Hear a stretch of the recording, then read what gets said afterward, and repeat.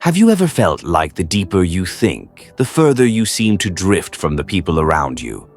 That the more you understand, the less people seem to connect with you? It's a strange, yet common experience.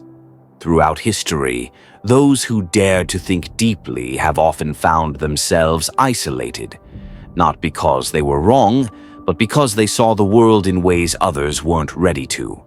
Take a moment to think about this.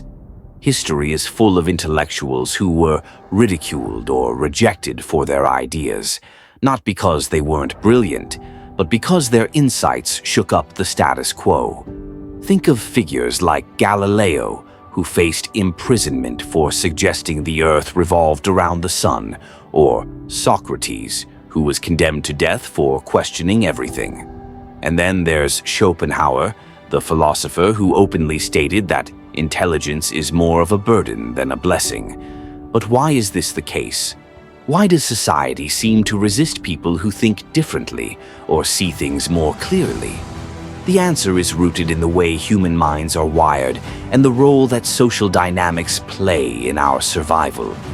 Let's break it down. When we encounter someone stronger than us, we might feel admiration. If we meet someone wealthier, we might envy them or aspire to their success. But when we meet someone who is intellectually superior, it feels different. Psychologists call it the mirror effect. Instead of feeling inspired, many people feel threatened. Why?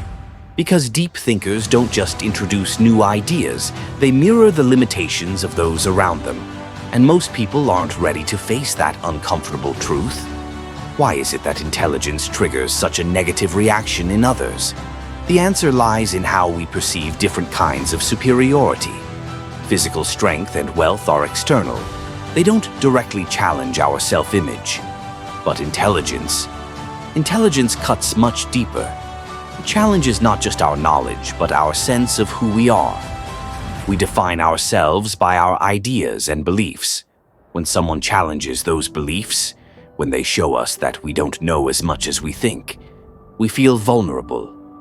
This vulnerability can breed discomfort, and discomfort leads to resistance.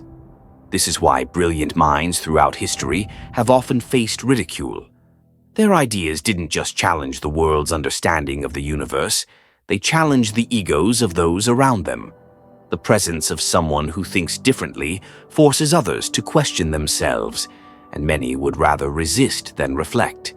Think about your own life for a moment.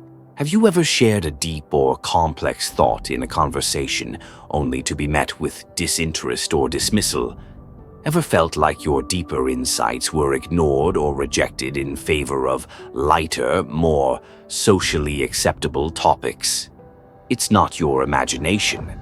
This happens because people, whether consciously or unconsciously, tend to reject ideas that make them feel inferior or uncomfortable.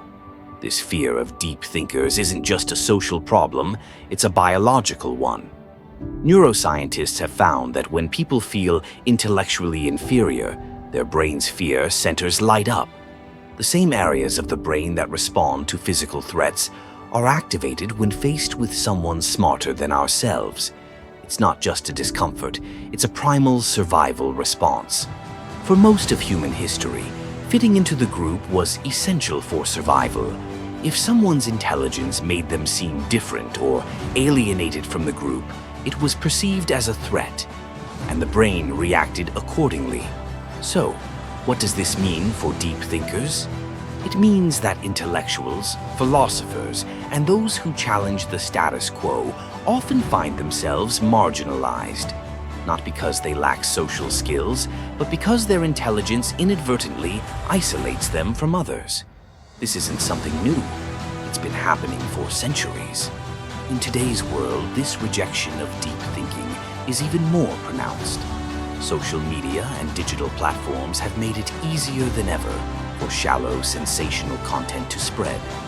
Algorithms prioritize what gets the most clicks. Short, catchy posts that provoke emotional reactions rather than thoughtful, nuanced discussions. It's not that people are inherently dumb. They're simply not given the time or space to engage with deep ideas. The culture we live in rewards quick, digestible content over thoughtful contemplation, and this leaves those who seek meaning feeling increasingly alienated. So, why does this matter? Because deep thinkers are facing an ever-growing barrier to having their voices heard. In a world that prizes entertainment over insight, they often struggle to find an audience. And yet, the truth remains. Deep thinking is more necessary than ever. It's only by challenging ourselves to think more deeply, to ask uncomfortable questions, that we can begin to confront the real issues of our time. But how do we navigate this world that seems to reject us?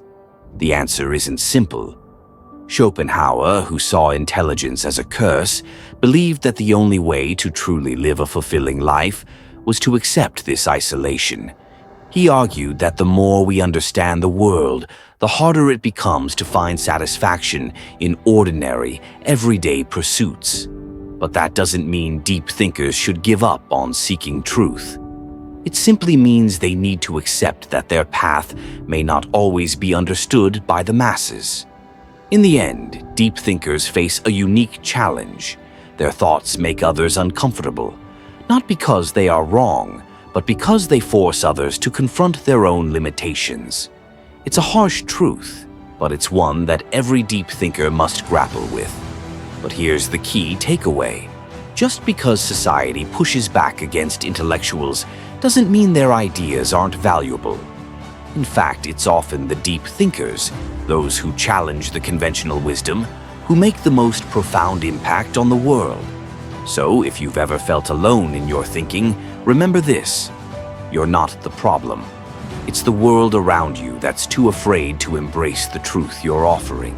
Keep questioning, keep thinking, and know that while society may resist you, your ideas have the potential to change everything.